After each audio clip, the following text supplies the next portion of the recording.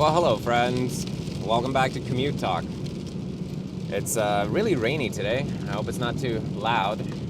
I wish the snow would come back, but it will. It will soon enough. I hope. So today, Yesadine writes in. I hope I'm saying your name right, by the way. Yesadine writes in asking about school. It says that he feels like school is a waste of time, basically, and if he knew that he didn't have to go, then he would just never ever go. And feels like they are just teaching him one specific way of doing things, and that they are testing more than they're teaching, and all of these very typical frustrated feelings that you have when you're in school. And what do I think about that? So that's a very interesting subject. Thank you for bringing it up. I don't know if I'm the right person to answer this. Maybe I'm totally the wrong person, or maybe totally the right person. But in my case, I did leave school. I left. I went to a 3-year high school, and after my 4th year, they said that I have to repeat the last year. So at that point, I just said, to heck with this. And the reason that they wanted me to repeat it was because I never showed up for school. And the reason I didn't show up was because I was just sitting at home programming. I had very little interest in school, and I just wanted to work on my x86 emulator or whatever I was doing at the time. So I left school as a kid, and it was not popular. Like, I was living with my mother at the time, and she was not thrilled about this because she was paying for everything, right? So it very quickly became quite tense, and basically she made it clear that if I'm gonna not go to school, then I'm gonna have to find a way to pay rent, which at the time I guess was, it felt like this big, difficult thing, but I realize now, of course, was totally reasonable. And I'm glad that she pushed me to do that, because the thing is, when you leave school, the reality is that you are now on your own in a very, very literal sense, because nobody's gonna sneak you into job interviews or internships or anything like that. You're not gonna get any passive ride-along benefits from going to school. Like, you have to make sure all of those things that you want to happen, you have to make sure they happen yourself. And it's a big change if you're used to being on the train tracks of an education. And when I left school, I was already kind of used to ignoring whatever the school wanted me to do. So I was already well into that driving by myself mindset. So it wasn't terribly alien to this idea of starting jobs. And I had some contacts in the city where I had done these like little unpaid internships for a few weeks here and there. And when I left school, it was just logical to approach one of those places and ask them, are you looking for someone to come in and do some full-time work? And I was able to get some employment that way. And then the first one fell apart after a couple months, and I approached another company, and it worked out again. And it was very confusing, and I had no idea how to do anything like negotiating pay, or even like, how the hell do you interview, how do you do an interview? Like, what is it that I want to find out about the company? Because I was coming from this childish mindset of like, oh, I hope I'm good enough, I hope they like me, and I didn't consider at all the fact that I'm supposed to find out if I want to work there. And I think it's something that takes a lot of us a long time to realize, that job interviews are supposed to be like a give and take, right? Or it's a two-way street. And I don't even know when I realized it. It wasn't until later. But anyway, I don't think that I would have been able to get these jobs if it weren't for my like strong passion for programming and my strong personal interest in programming. Because when you're young and you have no work experience and you have an aborted education, then approaching a company and seeking employment from the perspective of the company, like, they don't know what you're about, right? And they don't know what you can do, if you can do anything. Most kids can't do anything. So it's very important that you learn how to communicate the fact that you can do things. And nowadays, I think that's a lot easier thanks to the internet and this open source, the wealth of an open source community that we have, and like, people know what GitHub is, or whatever other version control storage you use, but you can show your employer, like, look, I'm participating in these open source projects. Here's this thing I made myself, and it's on another level today. Like, in the past, it was a lot more about just talking your way in. Today, you still have to talk your way in, but you can help yourself a lot by having something to show, and the format of what to show is more clear today, I think. And I noticed this when I'm looking at resumes and stuff, because I have all these students who are interested in interning where I work, and we look at their resumes, and it's at least in my opinion, I am 100% more interested in any resume that has any links to code on it, and I am very not interested in resumes that don't have code on them. So I guess there's one data point for you, if that matters, of someone who's on the hiring side of things, caring about showing code on your resume. But there's a huge difference between a self-taught developer and a university educator, or just an educated developer. They tend to come at things from very, very different angles, and they have both their strengths and their weaknesses.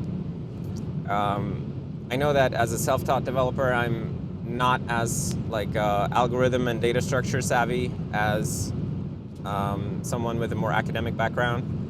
And I know that people with academic background tend to not be as down to business engineering savvy, like know how to glue things together and actually make them work. So it's a really good thing to have both kinds of people and both kinds of mindset. And if you put both together in a team, then they can really synergize and learn from each other in really good ways. And that's something that I really love seeing that. Like, I see that almost every day lately where I work, and it's fun. But anyway, but when it comes to whether I think school is necessary, no, I absolutely do not think school is necessary. I think school it's just teaching you how to be a specific thing and how to perform a specific role in a company, but you can make your own path. You can mold your own future if you like.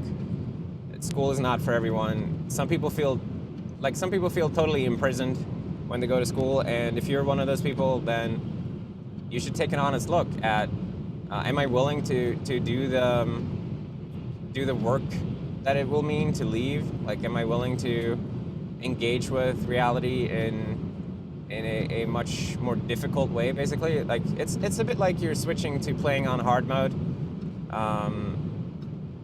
in your life. Now, I say hard mode, but like, it will feel easier for you because it will be more natural, but it will be harder because you will have to do more. But it all evens out in the end, I think.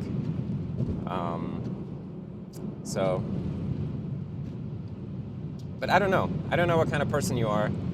I don't know if you're just frustrated with school or if you are legitimately the type of person who would just do better on your own. That's for you to decide, right? And it's every one of us, we should look inside and think about, or try to feel out, I guess, what is our personality type? Are we the do it on our own types, or are we the stick with the flock until we can run and then we can go out on our own? It's never easy to tell, especially when you're in it. But I guess some tips for people that do want to break out on their own. I already mentioned open source projects, but like that's my number one and number two and number three tips is, if you want to go out there on your own, participate in open source projects, and don't just make stuff by yourself. Participate, because if you're looking for any kind of programming employment, it's very, very likely that you're going to work together with people. And if you don't have school to teach you how to work together with others, then the open source world is amazing for this. And it probably way more closely resembles what corporate software development looks like anyway. Because you just specifically working on software projects instead of just toy little exercise projects, right? So it's usually run more like a business than school is, at least. But that's not to say that open source projects are run like businesses most of the time. But anyway, I'm getting off track.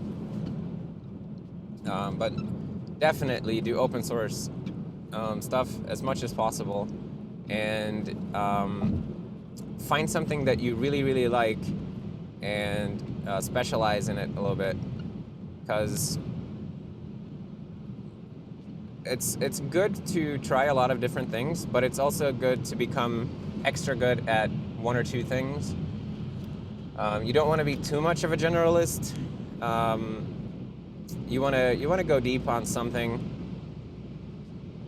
so that you can expand a little bit and get that taste of expertise, because that's something that will grow more over time anyway, but you got to get started on experting in some area. So there's that. And then if you're going to leave school and you don't have someone paying for your rent or food or anything like that, reality is that you're going to have to do that yourself, probably, most likely. And you'll need some form of income. And I don't know how to find employment where you live, but you're going to have to find out. And it's definitely possible. If you try, you will eventually find something, but it might not be what you like or what you want to do.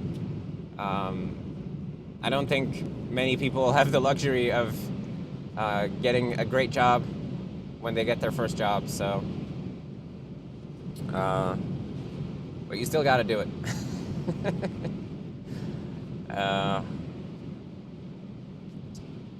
And I guess in the more general things also, I would say try to be a good person and don't be a jerk, because people remember nice people and people remember jerks, and you don't want to be on the jerk list anywhere.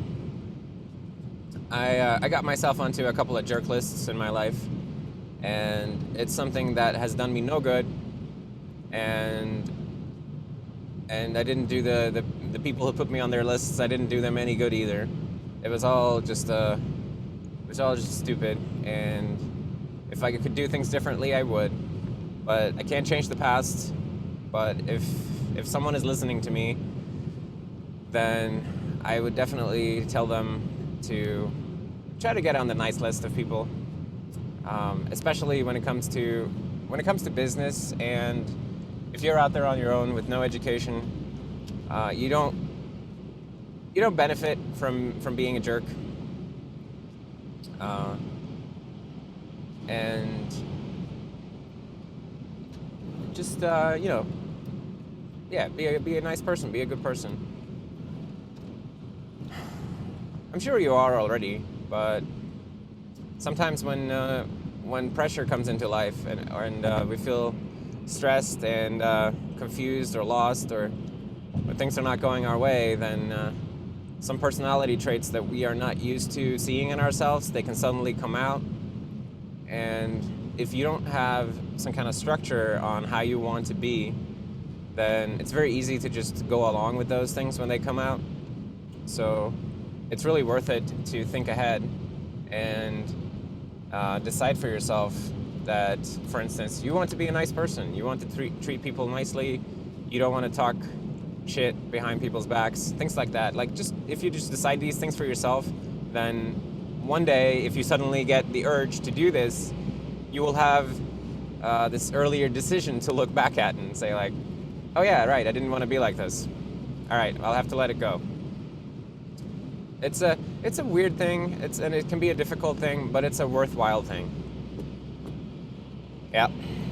Anyways, I think that's about everything I have to say on this subject, because I don't know where to go now. So, but thank you very much for asking the question and allowing me a chance to think out loud about it, because it's very interesting. And I hope it's not as rainy where you are. I hope everyone's having a good week, and I hope everyone is excited for the holidays and so on, if you have holidays. And thank you again for hanging out with me on the commute, as always. And I will see you next time. Bye.